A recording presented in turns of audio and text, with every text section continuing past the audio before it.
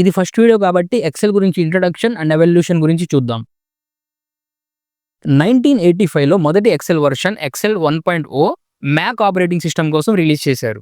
1987లో Windows కోసం ఎక్సెల్ని XL 2.0గా release చేశారు. 1993లో XL version 5 ద్వారా మైక్రోసాఫ్ట్ ఆఫీస్ ప్యాకేజ్లో పార్ట్ అయింది. ఈ వర్షన్లో VBA లాంటి కొత్త ఫీచర్స్ని యాడ్ చేశారు. 2007లో ఎక్సెల్ రిబ్బన్ వర్షన్ అయితే రిలీజ్ చేశారు. ఈ రిబ్బన్ వర్షన్ అనేది యూజర్స్ కి మంచి ఎక్స్పీరియన్స్ తో పాటు ఈజీ యాక్సెస్ కోసం డెవలప్ చేశారు. డేటా అనాలిసిస్ అండ్ చార్ట్స్ కోసం ఇంకా చాలా ఫీచర్స్ ని కూడా ఇందులో యాడ్ చేశారు. మొదట్లో సాధారణ స్ప్రెడ్షీట్ గా మొదలైన ఈ ఎక్సెల్ రాను రాను macros, ribbon interface, power query, cloud function ఇలాంటి చాలా ఫీచర్స్ ని డెవలప్ చేసుకుంది.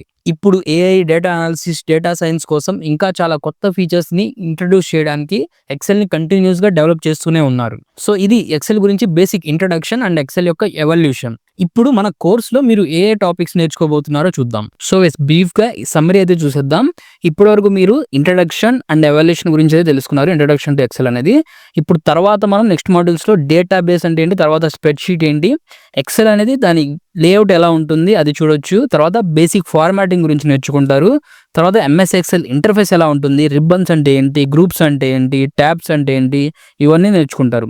తర్వాత ఫైల్ ఎలా సేవ్ చేసుకుంటాం, ఫార్ములాస్ని ఎలా యూజ్ చేయాలి, data record and basic operations, home tab అంటే ఏంటి, సేవ్ ఫైల్ అంటే ఏంటి, సార్టింగ్ ఎలా చేయాలి, ఫిల్టర్స్ని ఎలా యూజ్ చేయాలి, ఆటోఫిల్ అంటే ఏంటి, కండిషనల్ ఫార్మాటింగ్ ఏంటి, deleting rows and columns, finding duplicates, removing duplicates, merge and center, rounding off numbers, filters, sorting on multiple columns, insert table, slicers, inserting pictures. ఈ insert table, slicers, inserting pictures అనేవి advance concept అనమాట. దాంతోపాటే మనకి ఇంకా advance concepts ఉన్నాయి. అవే insert shapes, link, hyper link, అలాగే add drop down list, pivot table. Pivot table అనేది మనకి కోర్సులో లాస్ట్ మాడ్యూల్. తర్వాత వీలుకప్ ఫార్ములా కూడా చాలా ఇంపార్టెంట్ అనమాట.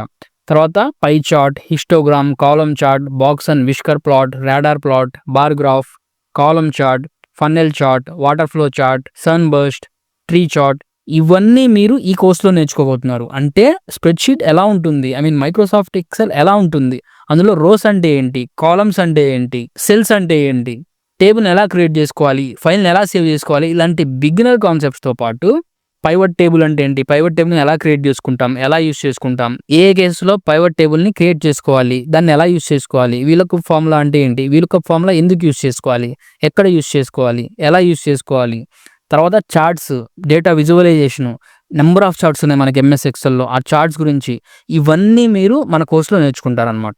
ఇది చాప్టర్ 1 అన్నమాట. నెక్స్ట్ చాప్టర్ అంటే చాప్టర్ 2 వచ్చేసి ఎక్సెల్ యొక్క ఇంటర్ఫేస్ అండ్ లేఅవుట్.